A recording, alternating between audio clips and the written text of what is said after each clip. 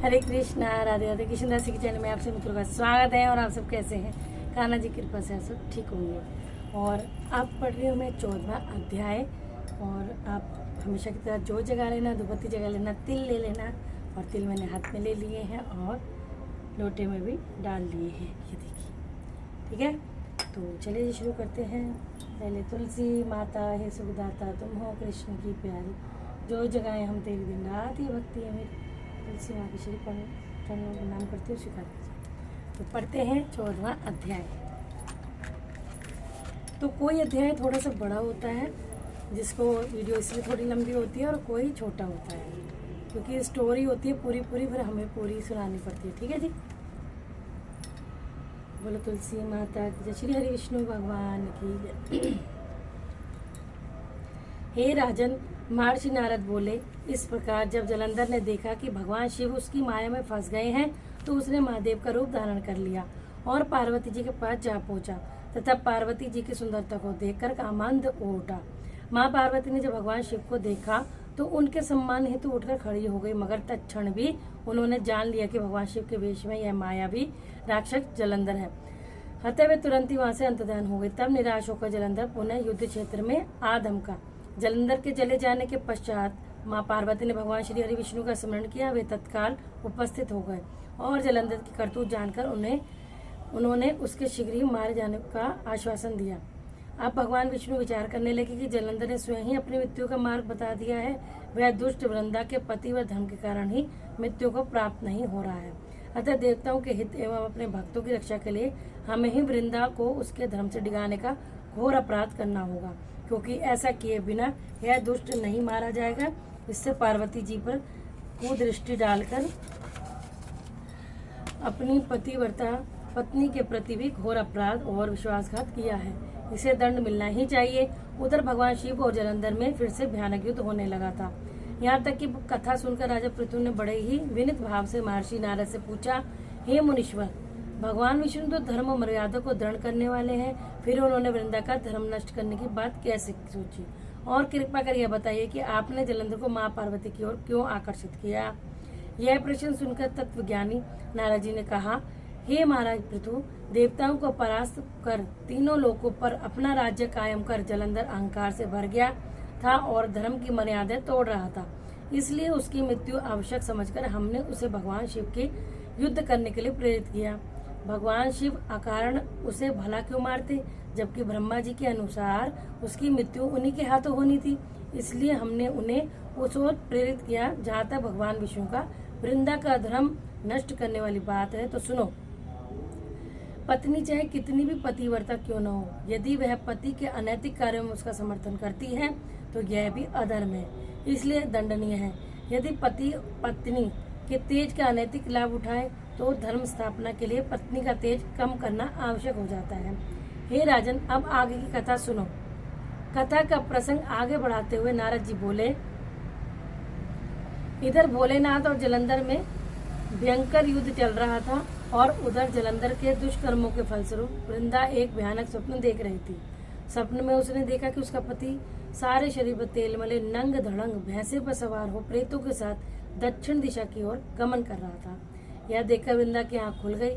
पति की ऐसी हालत देखकर वह अत्यंत व्याकुल हुई। वह मन की शांति पाने के लिए वन वन भटकने लगी कि एक वन में जब वह विचर रही थी तो उसने सिंह मुख वाले 2 राक्षस देखे। उन्हें देखकर वह भयभीत होकर वहां खड़ी हुई। भागते भागते वह एक दूसरे स्थान पर आ गई, जहां उसने एक तपस्वी और उसके एक शिष्य को देखा। उसने तपस्वी से अपनी रक्षा की प्रार्थना की। उसकी विनय सुनकर तपस्वी ने उस दिशा में देखा जिधर से वे 2 राक्षस भागे चले आ रहे थे। तब एक ओंकार में ही वह उन्हें भगा दिया वहां से। वृंदा ने चैन की सांस ली और तपस्वी से बोली, हे महामुनि, मेरे पति जलंधर तथा महादेव में घोर युद्ध हो रहा है। कृपा कर बताएं कि इस युद्ध में विजय किसकी होगी? आप तो सर्वज्ञ हैं, आप यह वेद अवश्य ही जानते होंगे। उसकी प्रार्थना सुनकर मुनि ने आकाश की ओर देखा। इसी समय 2 बंदरों ने वहां आकर मुनि को प्रणाम किया। तत्पश्चात मुनि का संकेत पाकर वे वहां से चले गए। कुछ देर बाद वे दोनों आकाश मार्ग से आए और दैत्य राज जलंधर का सिर और धड़ वहां से लाकर डाल दिया। वृंदा अपने पति का शव देखकर बहुत दुखी हुई और विलाप करते करते मूर्छित होकर पृथ्वी पर गिर पड़ी। तपस्वी ने अपने कमंडल से थोड़ा सा जल लेकर उस पर छिड़का तो उसकी चेतना लौट आई। चैतन्य होते हुए पुनः विलाप करते हुए तपस्वी से बोली, हे मुने, मेरे जिस पति ने तीनों लोगों को जीत लिया, जिसे स्वयं विष्णु भी पराजित न कर सके, ऐसा वीर पुरुष महादेव के हाथों कैसे मारा गया? हे महाराज, आप बड़े सामर्थ्यवान हैं, अतः किसी प्रकार मेरे पति को पुनः जीवित कर दीजिए। इस प्रकार वृंदा की विनती सुन तपस्वी ने कहा, हे भद्रे, भगवान शिव जिसे मारे उसे कौन जीवित कर सकता है, किंतु फिर भी हम तुम पर कृपा कर तुम्हारे पति को जीवित कर देते हैं। ऐसा कहकर तपस्वी और उसका शिष्य भी अंत ध्यान हो गए। तभी जलंधर का सिर धड़ एक हो गए और वह जीवित हो उठा। पति को जीवित देख वृंदा उससे लिपट गई। जलंधर भी उसे प्रेमालाप करने लगा। इस प्रकार वनों में ही उसके दिन व्यतीत होने लगे। मगर एक दिन अचानक वृंदा के मस्तिष्क में यह बात आई कि उसके पति की अब राक्षसों वाली वृत्ति नहीं रही। आखिर भगवान शिव के मारे हुए को कोई तपस्वी कैसे जीवित कर सकता है? इससे उसके मन में संदेह उत्पन्न हो गया। तो वह छिटक कर दूर हट गई और बोली, तुम कौन हो? तुम मेरे पति नहीं, कोई छलिया हो। तुमने मेरा छल से पति व धर्म नष्ट किया है। मैं तुम्हें श्राप देती हूँ कि तुम पत्थर हो जाओ।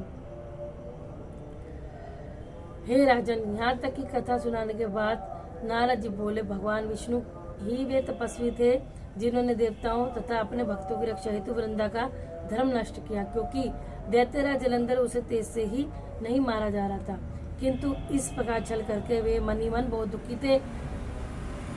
वृंदा का श्राप सुनकर उन्होंने कहा, हे वृंदा, तुम्हारे श्राप को ग्रहण कर मैं अवश्य शिला रूप हो जाऊंगा, किंतु तुम भी वृक्ष रूप होकर मुझको प्राप्त हो सकोगे। तभी वृंदा ने पति के चरणों का स्मरण किया और अपने तेज से अग्नि उत्पन्न कर उसमें प्रवेश होकर भस्म हो गई और शिला रूप होकर भगवान विष्णु का उसका स्मरण कर उसकी भस्म में लौटने लगे। उधर युद्ध क्षेत्र में दैत्यराज जलंधर ने माया द्वारा पार्वती जी का रूप धारण कर लिया और शिव जी को मारने दौड़ा। यह देख शिव जी आश्चर्य में पड़ गए। पार्वती पर हाथ कैसे उठाएं, यह सोचकर वे नीचे को मुख करके बैठ गए। तब जलंधर ने उन पर अनेक बाणों से प्रहार किया। इस पर शिव जी को राक्षसी माया से ग्रस्त देखकर भगवान विष्णु तुरंत ही वहां आ गए और शिव जी को उसकी राक्षसी माया का बोध कराया। तब सचेत होकर प्रलयंकर भगवान शंकर वेग से राक्षसों पर टूट पड़े। उन्होंने ऐसी भयंकर बाण वर्षा की कि छोटे मोटे राक्षसों की तो बात बिसात ही क्या, शुंभ और निशुंभ भी भयभीत होकर रण क्षेत्र में भाग खड़े हुए। तब शिव जी ने उन्हें शाप देते हुए कहा, तुम युद्ध क्षेत्र से भागे हो, इसलिए पार्वती के हाथों मारे जाओगे। इधर वृंदा का पति व धर्म भंग हो जाने से जलंधर का बल समाप्त प्राय हो गया था। इस प्रकार सभी देवताओं के तेज से बने सुदर्शन चक्र द्वारा भगवान भोलेनाथ ने उसका वध कर दिया। सुदर्शन चक्र के प्रहार से जलंधर सिर कटकर भूमि पर गिर पड़ा। तब जलंधर का तेज शिव में एवं वृंदा का तेज पार्वती में समा गया। बोलो श्री हरि विष्णु भगवान की जय, तुलसी महारानी की जय। तो कितना अच्छा अध्याय, मन लगता है सुनने में। वृंदा के पति जलंधर का वध और किस तरह से शालिग्राम रूप में विष्णु भगवान आए और किस तरह से हमारी तुलसी महारानी पौधे रूप में हुई, वृक्ष रूप में। तो ओम नमो भगवते वासुदेवाय, ओम नमो भगवते वासुदेवाय, ओम नमो भगवते वासुदेवाय। बोलो तुलसी मैया की जय। अब आरती कर लेंगे। तुलसा महारानी नमो नमो, हरि की पटरानी नमो नमो। कौन से महीना भूत सरानी, कौन से हुई हरियाली, आषाढ़ महीना भूत सरानी, सब हुई हरियाली। तुलसा महारानी नमो नमो, हरि की पटरानी। कौन से महीना उत्तर पूजा, कौन से महीना हुई सगाई, कार्तिक मास उत्तर मास हुई सगाई। तुलसा महारानी नमो नमो। कहाँ बैठे तुलसा, कहाँ बैठे शालिग्राम, गमला बैठे तुलसा, आसन बैठे शालिग्राम। तुलसा महारानी नमो नमो। 56 भोग 25 व्यंजन, बिन तुलसी नहीं एक भी पूजन। तुलसा हरि की पटरानी नमो नमो। जो तुलसा मई जी की आरती गावे, बसी वैकुंठ परम पद पावे। जो तुलसी गावे, मन वांछित वरित सिद्ध पावे। तुलसा महारानी नमो। तुलसी माता हे सुखदाता तुम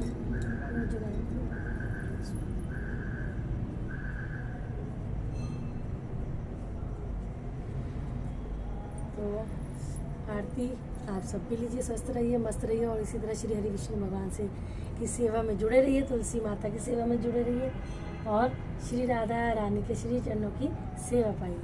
तो यही मैं माता रानी से प्रार्थना करती हूँ निरोगी काया दे सबको और हम सबको। चलिए जी, मैं माला कर लूँगी और आप बता दिया माला आप अपनी इच्छा अनुसार जैसे जो आपको मंत्र आता है वो कर सकते हो और परिक्रमा कर लेंगे। जय श्री राधे।